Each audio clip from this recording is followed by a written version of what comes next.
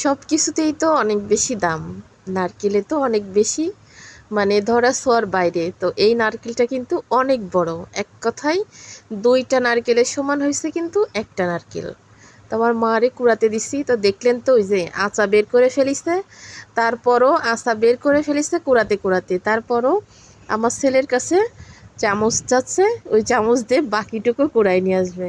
আমি তো চেয়ারে বসে হাসতেছি যে একটুকু নারকেল আছে আচাই মনে হয় কোনো রকম, তাও ওনার চামচ দিয়ে কুড়াতে হবে। পরে আমি রাগ করলে আর কুড়াইনি, বলতেছে তাও তো একটু আছে, ১৫০ টাকা একটা নারকেলের দাম।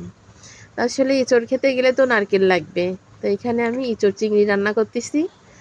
তো নারকেলের দুধ দিয়ে সুন্দর করে আগে এমনি তেল দিয়ে মশলাটা সুন্দর করে কষাই নিলাম।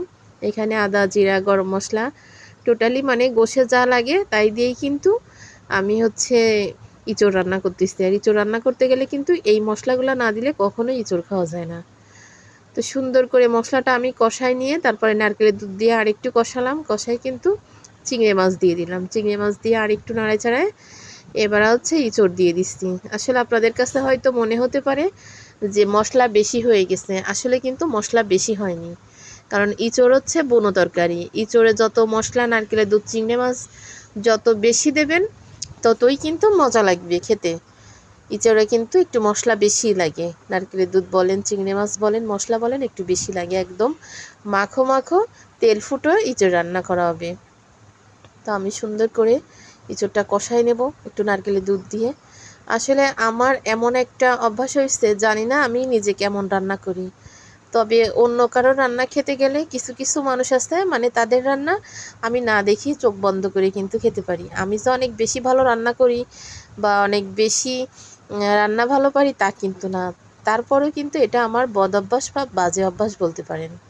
যেমন কিছু কিছু লোক আছে আমি চোখ বন্ধ করে কিন্তু তাদের হাতে রান্না খেতে পারি। আবার কিছু কিছু লোক আছে মানে কি বলবো স্পেশালভাবেও যদি রান্না করে দেই তাও কিন্তু আমার রুচিতে আসে না। আসলে এক একটা মানুষের এক একটা খারাপ গুণ থাকে।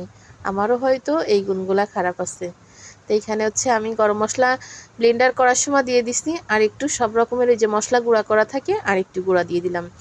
এত সুন্দর ঘ্রাণ বের হচ্ছে, ওদিকে নারকেলের দুধের ঘ্রাণ, ওদিকে চিংড়ি মাছ দিয়ে চড়বো না, আরও সুন্দর ঘ্রাণ।